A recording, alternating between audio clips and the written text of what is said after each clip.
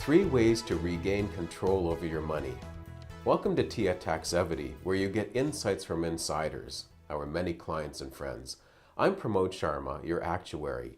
I help people who care about sustainable financial independence harness the power of life and health insurance. Our guest is Dr. Deborah Nixon. Deborah, what do you do when you're not being interviewed? Let's see. I work with women and families around taking control of their money. And when I'm not doing that, I'm a long-distance cyclist. Because you're a return guest, and after the last interview, you went cycling.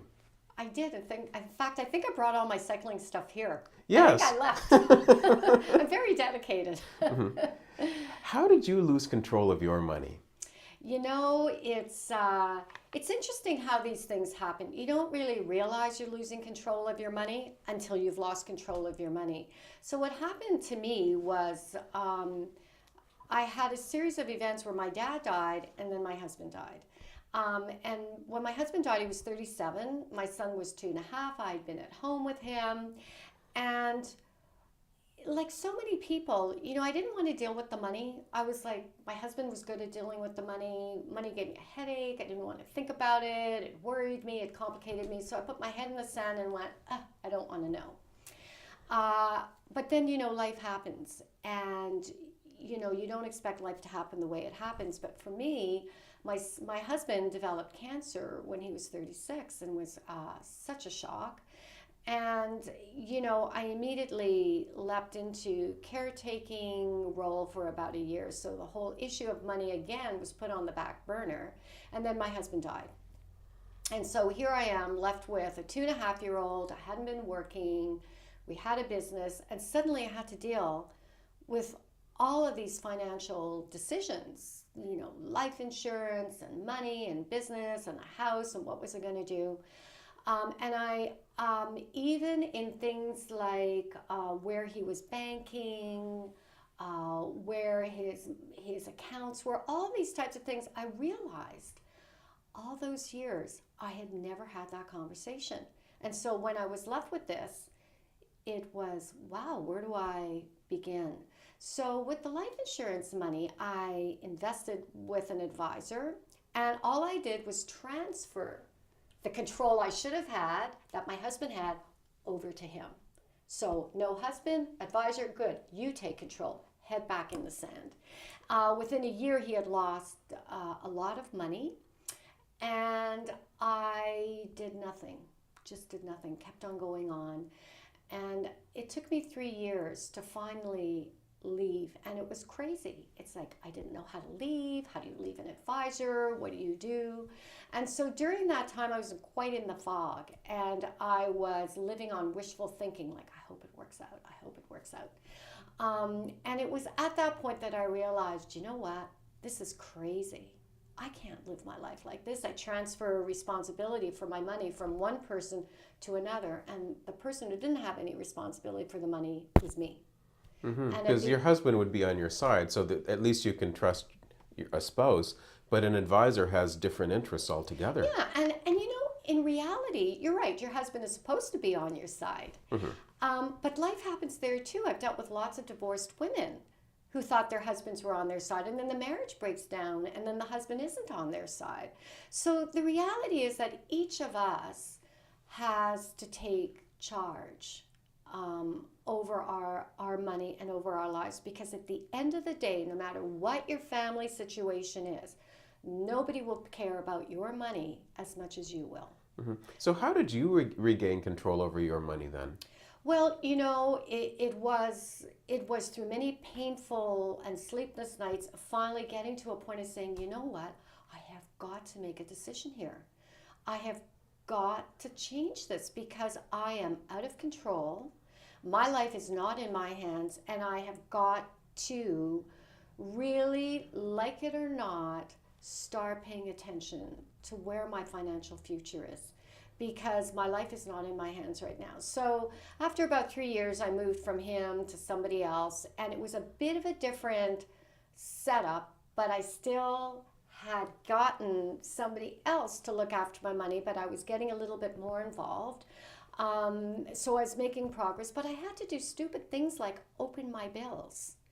In So, workshops, sorry, what do you mean? so I have heard so many women, when I run these workshops, I tell the story about, I had money to pay bills, but the bills would come in, I'd go, oh, I don't want to look at it. I don't want to look at it. So I'd ignore it. And then the next month would come and the bill wouldn't be paid. And sometimes I would get these notices saying, we're going to put it into collection. I'm going, what is wrong?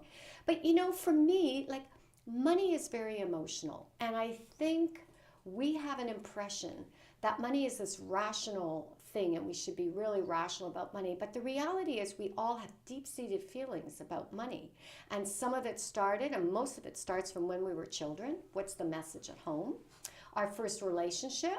What is their relationship with money versus ours? And often, especially as women, we're peacemakers, so we kind of suppress it. And then sometimes you end up on your own. And so we make a lot of emotional decisions. People don't open their bills. You can't imagine how many people don't. For me, I didn't open my bills because every time I opened the bill, it triggered in me the reality of money is going out. Okay, it had a negative connotation. It was scary. It's like, oh my God, how much money did I spend? I spent more than I thought. And so again, it's like, well, if I don't look, it's irrational. It's what I call magical thinking. If I don't look, it's not there. And so many people do that we kind of take this attitude towards money and our financial control, which is, it'll work itself out. And the reality is, it doesn't. It does not work itself out. And if you don't take control and you don't decide to look, to demystify it, to take charge, then somebody else will take charge of your money for you. And they may not make the good decisions for you. Mm-hmm. How can we regain control over our money? You have to make that decision. I mean, the first thing, it's very conscious. The first thing you have to do is you have to decide that I want to control my life.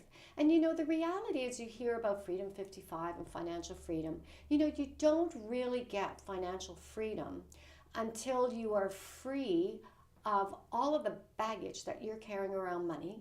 And until you are free to decide that I will take control of my life. Until you make that decision, you're not really free. You're always dependent and beholden to somebody else. So you have to make the decision that, you know what? I want to control my future. I want to be strong. I want to see the reality. And I need to learn what I need to learn. So first you have to make the decision. Then the other thing that you have to do is you have to really educate yourself. And I'm not saying that you have to learn about all the stocks and bonds, but the basic things like, what is my budget? So many people, they might create a budget once and then it goes into that top drawer because, it's not fun. It's really not fun to have a budget. It's not fun to say no to ourselves. So we then develop these other magical thinking. So you really do have to develop a process of educating yourself little by little. And one of the third very important things is you actually really have to get a handle and understand, what are your emotions relating to money? So what is driving you? I often joke about the fact that we can find lots of reasons to spend money. So I had a really bad day. Oh, I think I'll just treat myself to something. It'll make me feel better. We had a really good day. Wow, let's celebrate. I'll treat myself to something and feel better. So, we really don't understand how much we tie our feelings to spending and how much we believe that money will fix things. For example, you'll come to the holiday season, you have a bad relationship or maybe a less than desirable relationship with family members, and you think, okay, I'm going to go out and I'm going to buy them the best gift. And they're going to realize through that great gift how much I really care for them. And maybe those histories of negative feelings or we don't get along, that'll really help. It'll break the ice. Well, we all know deep down that that's wishful thinking. We give that gift, the person goes, oh, nice gift. And you know what? 2 weeks later, our relationship isn't better. Right. It's January. You're saddled with that Visa bill. And, you're disappointed because now you owe the money. Your relationship isn't healed. We hear a lot about, parents, especially when they get divorced, they feel really guilty. and they indulge their kids, right? They spend a lot of money. And so there's so many different messages that are being sent that are emotional messages around that. So, we really, really need to come to terms with the emotional hook that money is for us. And we have to understand what our roots are around that emotional hook because it leads to money dysfunction. I'll give you another example. I ran a workshop with some very, very high-level executive women. And we talked about the games we play around money. And one of the women was telling me how when she goes out and buys stuff, she buys a new pair of boots and they're $500, a lot of money, but she can afford it. And she pays for half the boot, the cost, $250 in cash and $250 on the Visa. And I said, why? Well, so my husband will not realize I paid $500. She said, Deborah, while I'm telling the group this, how insane this is, because my husband doesn't care. He would never complain. I make my own money. It's not an issue.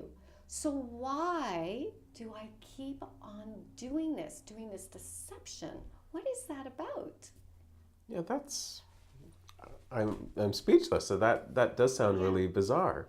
Right, but we all have these little games that we play with ourselves around the money that sets us up to be less than honest with ourselves and honest with the people around us. And it starts from a young age. Maybe her mom did that. I mean, I have no idea. We didn't explore it. She needs to explore it. But maybe that was a learned behavior, this anticipation of being scolded for being maybe irresponsible. I have no idea. But we all have those stories. I mean, my parents told me the stories for years of, you could lose it all. My dad grew up in the Depression. My mom was in Europe in World War II. And yes, that was their reality. You could lose it all. They carried that through their lives. They passed it on to me. And it took me years and years of hard work to we talk about the bag lady syndrome, to not truly believe that I won't be pushing that cart. And people would look at me and they go, what are you talking about? You never go push a cart. You're smart, you're educated, you have a good career. And I go, well, yeah, but Oprah suffers from bag lady syndrome too. Oprah has this deep-seated belief that she'll lose it all. So we're not talking about rational behavior. We're talking about emotions. Mm-hmm. But that emotion drives us to make these financial decisions. Sometimes it's good, but sometimes it's really, really detrimental. Mm-hmm. How do you help people with their money? So, I have a couple of different ways. I have my website, mymoneymindset.com. On there, I have workbooks that are like journey pieces that women work through with me, or they buy them, they work with a group, or sometimes they'll take them to their financial professional, ask them to work through. And what it is it takes you through a process of trying to understand, where is all this coming from? What are my goals about? What are my dreams about? What are my limitations? So there's a series of workbooks. And then the other thing I do is I work with women. I coach them through how to really come to a good understanding of where they are in life, where did their attitudes come from, and how can they get back control, to understand that if you manage your emotions, you can manage your money, that you don't have to be a slave to your history. Your history is your history, your story is your story, and you can rewrite that story. Mm-hmm. What's your main message for the people watching today? My main message is twofold. One is manage your money, your emotions, manage your money. And the other message is nobody will care about your money as much as you will. And it's your obligation to really take charge. You cannot look to anybody else. You can't put your head in the sand, because what happened to me will happen to all of us one day. It happened to me early when my son was 2.5 and I was younger. But we're all going to be in a situation where we suffer a loss, whether it's a debilitating loss where somebody is ill, can't work, you're divorced. All of us will come to a point in life where we will have loss. And one of the only ways to survive that loss and be resilient is to understand where you're at financially. Because the last thing that you need to worry about when you're suffering the emotional effects of the loss is to wonder where the money's coming from and how you're going to pay your bills. Mm-hmm. That's the one thing you don't need at that point, because you're not in the frame of mind at that stage to make good financial decisions. It's the absolute wrong time. What's the best way for people to reach you? The best way for people to reach me is they can reach me through my website, www.mymoneymindset.com, and they can send me a message and reach out to me there. I'm also on Twitter under my name, Deborah Nixon, and Facebook. Thanks very much for dropping by. Good. Thanks. It was nice. Thanks for joining us for Tea at Taxevity. The Taxevity Insurance Advisory helps you understand insurance and bridges gaps in your coverage. There's no premium for peace of mind. How healthy is your insurance?